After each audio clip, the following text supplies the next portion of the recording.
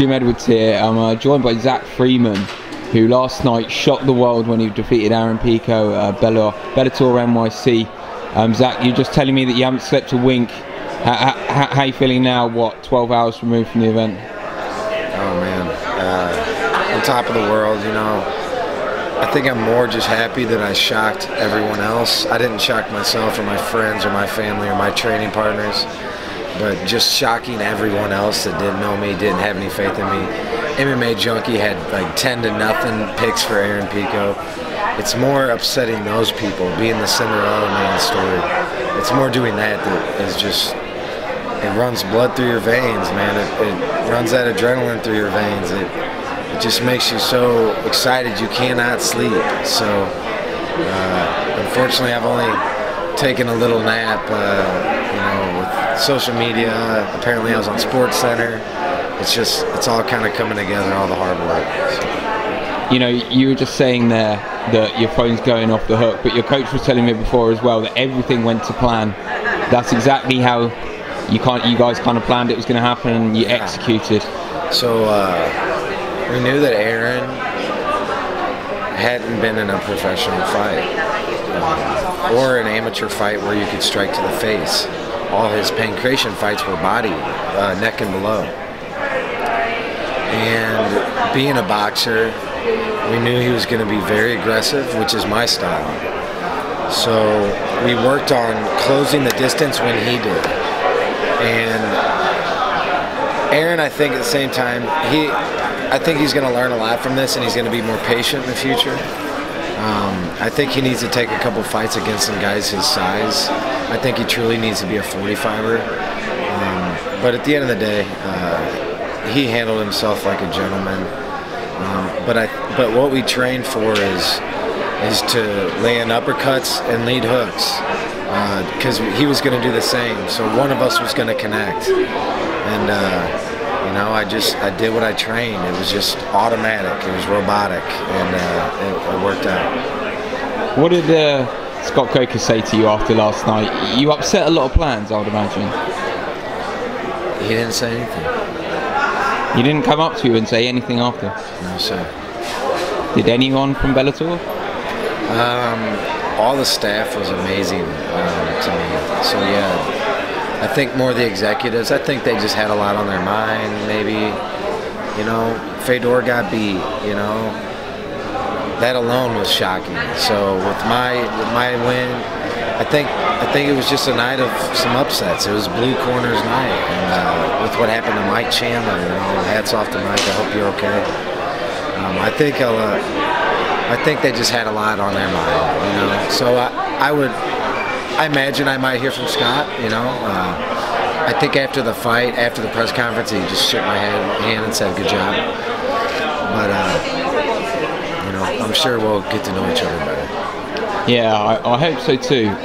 You know, you were saying to us before in the pre-fight press conference that, you know, you got a job selling windows. Are you going to kind of reconsider that now? You have just won in Madison Square Garden on Bellator's biggest ever card. Is there any thoughts now, you know, really taking this professionally, dedicating your whole time to this now? You know, I think I need to sit down with my bosses. I love my job. It's my career. And, it's something I can do for the rest of my life. Fighting only lasts so long. You know, that's why when I lost my big Titan fight against Jake Lindsay, I kind of stepped back and I said I need to have a backup plan. You know, a lot of fighters don't have a backup plan, and I think that's where they go wrong. You know, I think fighting is such an up and down sport, more so than football or baseball or soccer. In fighting, it just takes one mistake and it can literally end your career. So I really worked hard to have a good career as a backup plan. And now that, you know, now that this has all happened, I'm just gonna take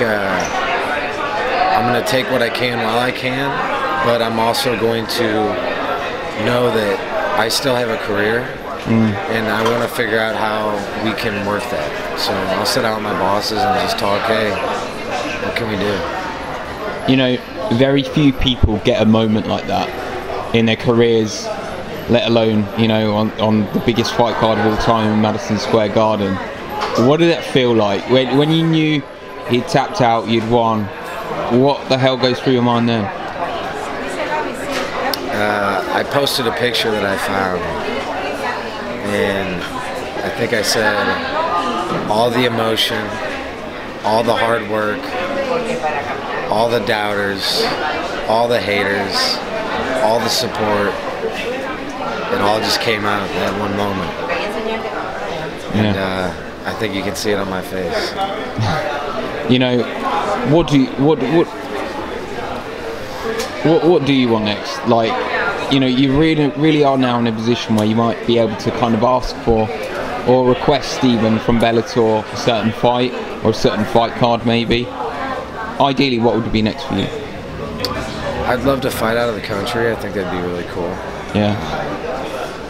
You know, I know there's in there a London card coming up. I believe there was going to be one in September. Unfortunately, it's got moved back. I think it's going to be early next year. Yeah. So this September? Got moved. Oh, did it? Yeah. Well, I'd like to sit down with Bellator and take a look at their schedule, and you know, I'd like to see what they're offering and see what we can work out. You know. Yeah. And when you kind of look at the rest of the 155-pound division, like, how do you think you stack up? You know, a lot of people didn't take this fight because Aaron was 0-0, and apparently he's amazing. He's a phenom. I mean, listen to the way guys like Josh Thompson, Chael Sonnen, I can go down the list, Daniel Cormier, they call him the next John Jones. And I just beat this guy. And a lot of guys would not take that fight because they said, well, if I win, everyone's going to be like, oh, he's 0-0. He should have got some fights in. They're going to come up with these excuses. And then if you lose, now you just lost to a guy who's 0-0. You know, a lot of pros, a lot of good names would not take the fight and said there's nothing in that. And I said, you know what? Bullshit. There is something in that. I'm gonna use this to my advantage, and I did. As far as seeing who I stack up against, I think that last night, I think I deserved something from that, and I want to hear what people think. And what about the people that did support you? So there were some. There were some people that believed in you and said you could do it. What was the message to them, just to finish off with? Just thank you, and it won't go forgotten. And all the support, all my family. Just know I'm belt driven. I want to get that belt. Great stuff, Zach. One of the stories of the weekend, no doubt. And thanks for your time. We'll be seeing a lot more of you, I think. All right, Jim.